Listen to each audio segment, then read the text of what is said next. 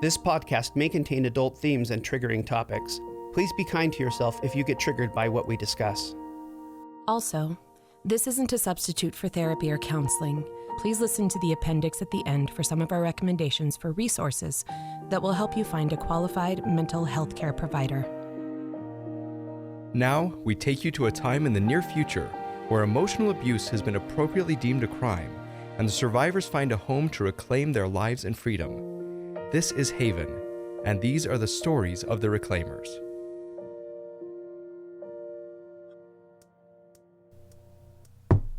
Professor Daniels, can I come in? Of course. Come in. I'm delighted to get started. And please, call me Mycroft. My research assistants all call me Mycroft. Of course. Mycroft. Thank you. This is such an honor. It is. And it's well deserved, Seffi. May I call you Seffi? Oh, please, Mycroft. I prefer Percy. Of course. I'm sorry. Percy. It's well deserved. I don't normally consider undergrad students for my assistantships, but in this case, getting published this early, it's astonishing. Incredible. I'm blown away by your writing, your insight, your research. You're quite brilliant. Oh, please, that's too much. That paper was a team effort, and I lucked into the timing. Don't be modest. Not in here.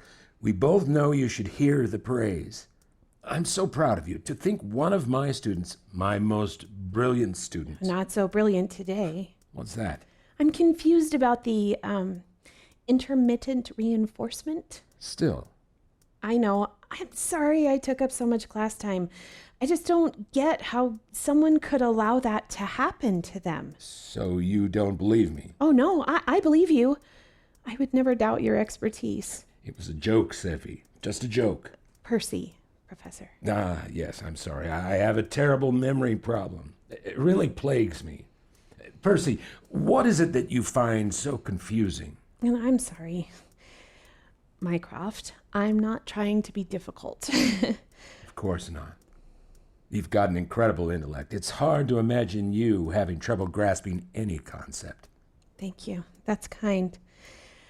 I think what I mean is, how could that sort of training, the gaslighting, how could it happen without someone's willing participation?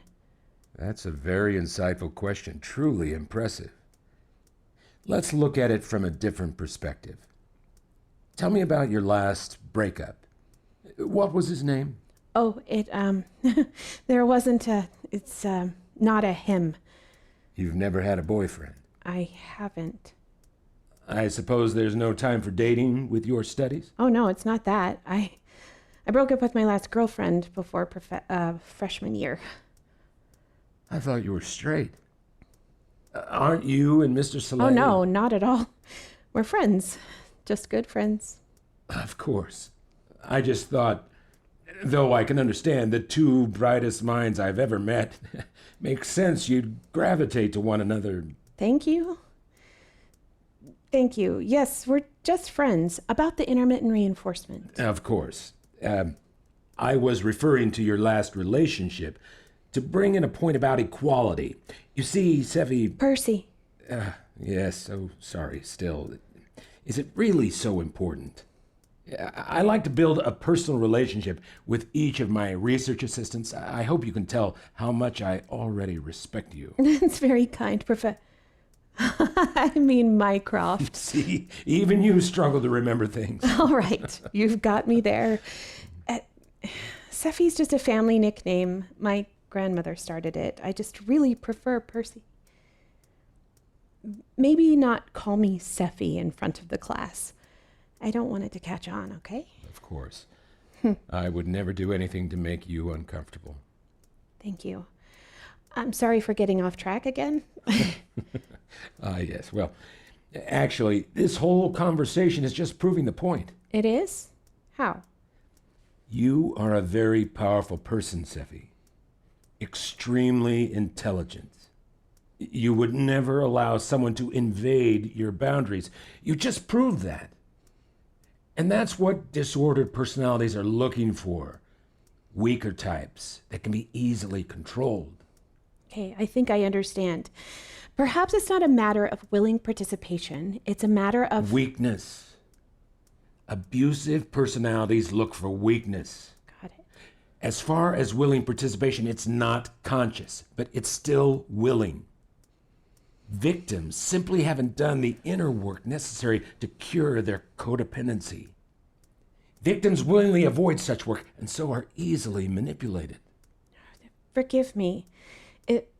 It sounds like you're saying that if someone's being manipulated, that it's their fault? Well, certainly not. Not their fault. You didn't let me finish. Of course. I'm sorry. Easily forgiving and nothing criminal. Not their fault, right? Right. But they are participants. If they'd done the work, they wouldn't be a target. This is why it's so important we push patients to confront their own healing. Without a proper timeline, they'll never be motivated to do the work. Make sense? I think so. Of course, I'll do the further reading you gave us in class. Like the genius you are. Thank you. And Seffi, Yes. welcome aboard. I'm really looking forward to someday telling the world that I had a hand in creating your long and brilliant career.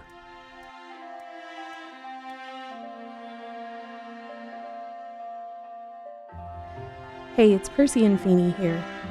What you've just heard is a work of fiction, but we know that many listeners are living in a world of pain that isn't fictional at all. At the end of every episode, we're going to include an appendix of sorts, some things we hope will serve those who live with a reality of fear and pain every day. First, we want to let you know about our website, www.empowering.tools, where we keep an ongoing list of books, websites, hotlines, and many other resources for victims and survivors of toxic relationships. Second, we love to hear from you. If you'd like to share your story with us or let us know how the episode impacted you, we'd love for you to reach out.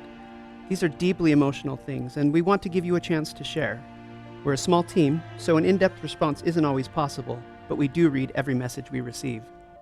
Third, if you're in crisis or you need to find an immediate way out, please call 800-799-7233 for the National Domestic Abuse Hotline.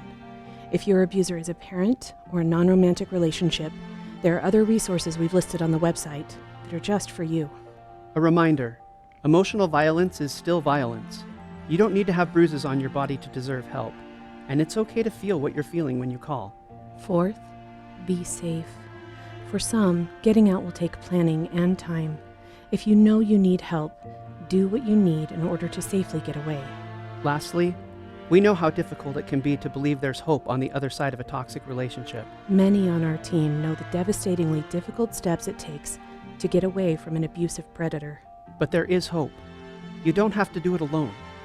If you don't have supportive family or friends, you can still find support at the hotlines we mentioned earlier or at a local hospital or shelter. Thousands of survivors have made it out. Getting out and reclaiming your freedom can be part of your story. We believe in you. We believe in your future. And we believe in your right to that freedom.